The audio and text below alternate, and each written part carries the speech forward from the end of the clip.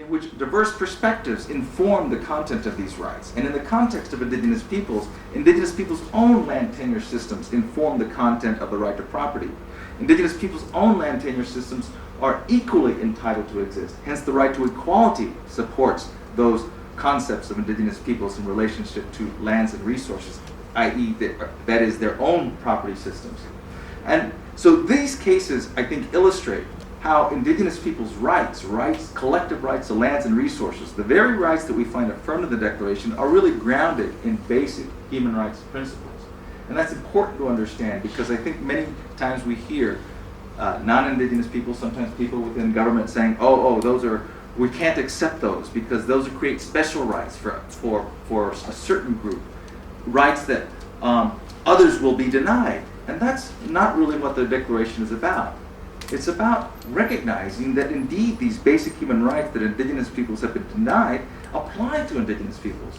But because of Indigenous peoples' specific historical, social context, they apply in different ways and require perhaps different outcomes and require special treatment for Indigenous peoples because of these specific circumstances. That's the understanding that the Declaration is based upon. And I think it's important to keep that in mind as we try to work with the Declaration and see it implemented through various mechanisms, including mechanisms of national institutions on the rights of Indigenous peoples.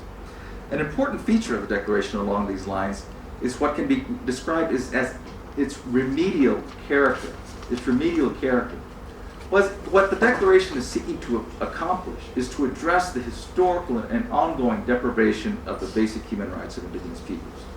It recognizes explicitly in its preamble that Indigenous peoples have been denied their basic human rights. And we need not go into that here. Each of you, I think, is familiar to a significant extent about how that has happened historically and how that has continued to happen. And it's not simply a matter of episodic instances, isolated events. It's a matter of structural elements that we find in the societies in which Indigenous peoples live. The basic laws, the basic arrangements between states and Indigenous peoples, the basic patterns of occupation, of development by settler societies in connection with Indigenous peoples have caused and perpetuated this historical and ongoing denial of the rights of Indigenous peoples. The Declaration is a recognition of that. And in that extent is itself a significant, for that alone is a significant achievement, to recognize this historical and ongoing deprivation. And upon this premise, it then requires remedial measures. It sets new standards, new standards, albeit based on long-standing human rights principles, new in the sense that they are addressed to the specific context of Indigenous peoples, but not new in the sense that they are based on long-standing human rights principles. It sets these standards and then requires remedial measures on the part of states, affirmative measures on the part of states to implement these standards, to erase, or at least to begin to eradicate this historical and ongoing deprivation of the basic human rights of Indigenous peoples.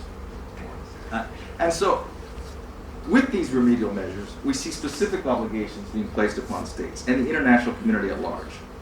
The Declaration isn't simply an instrument to put on a wall and say, look how nice it is. It's not an instrument simply to be talked about in forums like this, or even for states to recognize in their laws. That would be a good thing for states to adopt laws recognizing the rights in the Declaration, but that's not enough. That's not all that it's about. The Declaration really mandates concerted action on the part of states in conjunction with the international community and with Indigenous peoples, in conjunction with Indigenous peoples themselves, to take these affirmative steps, to implement these standards, and to eradicate this historical and ongoing deprivation of basic human rights.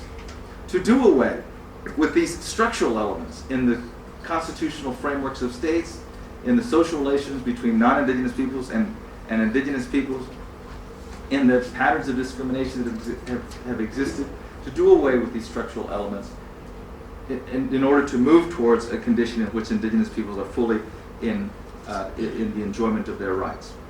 And it does so on the basis of a core principle of self-determination. When I said earlier that the Declaration is based on core principles of self-determination, core principles of human rights, among these core principles is self-determination.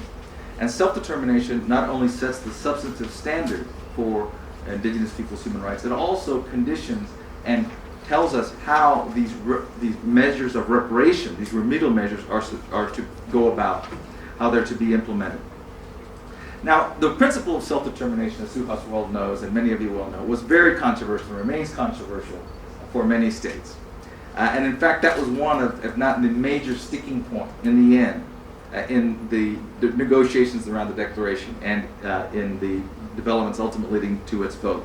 The fear, of course, was that the affirmation of self-determination for indigenous peoples would imply perhaps a right of secession or an autonomous existence by which they could defy state authority, by which indigenous peoples could have illiberal practices or customs that would oppress people within their own societies. These are the kind of fears that were expressed, perhaps genuinely in many circumstances, perhaps not so genuinely. Nonetheless, these are the kind of things that were said about self-determination in order to question whether or not it should be affirmed within the Declaration. But what ultimately transpired was that the right of self-determination was affirmed within the Declaration as a core principle to set these basic standards applicable to indigenous peoples, as well as to condition the way in which these measures of reparation should go forward. And this principle of self-determination projects a new model of relations between the state and indigenous peoples, one that defies and turns away from the old model, one which sees indigenous peoples as parts but distinct from the states in which they live, one which sees them as equal to the other segments of society in which the societies in which they live. A model of a multicultural state, a model of a state which doesn't simply privilege one social group over another, that doesn't simply privilege one culture over another, but one that includes the mosaic of different cultures within its fabric and celebrates that mosaic character of the society within the state, and included in that mosaic fabric indigenous people's own cultures and patterns. And so it's really what can be described as a new model of self-determination that turns away from the notion that indigenous people simply should be assimilated within the broader societies and should be able to enjoy fully their human rights as distinct groups within those societies in which they live, within the states in which they live, in a partnership with the states that have grown up around them. And when it comes to the obligation for states to take specific affirmative measures to implement indigenous people's rights, what self-determination means is that these measures should be developed in concert, in coordination with indigenous peoples. So whereas perhaps institutions set in place or established by governments to address indigenous peoples were established to protect, in a sense, indigenous people's rights, many function, as we know, without regard to indigenous people's own aspirations. They simply develop policies, norms, programs, but without consulting adequately, or without taking fully into account what indigenous peoples themselves wanted, without including indigenous peoples in the execution of these programs. And what we see this principle of self-determination now saying, that these programs that states construct in order to address indigenous people's concerns need to be devised in full partnership with indigenous peoples. Indigenous peoples need to be partners in every step of the way in the construction of these programs, in the development of these institutions, and in the operation of these institutions. That is a very key element of the Declaration, the principle of self-determination, and as I want to stress, it applies in every aspect of the Declaration, and particularly in the construction, development of measures of reparation to address indigenous people's historical and ongoing grievances about the deprivation of their rights. As I said, the Declaration requires concerted action on the part of states, and national institutions on the rights of indigenous peoples have particularly important roles to play in the development of this concerted action on the part of state. What do I mean by concerted action? What I mean is action that is directed at all organs of government. What institution of government does not touch upon indigenous people's concerns? It's hard to think of any institution of government that doesn't. The judiciary, the executive, the various executive branches of government, those that touch upon education, health, natural resource development. All of these institutions of government touch upon indigenous people's concerns. The legislative branch, the branch of government that makes laws, obviously touches upon indigenous people's concerns. And what the Declaration says, or implies at least, is that each of these institutions of government need to incorporate the principles of Declaration insofar as these institutions of government touch upon Indigenous people's concerns.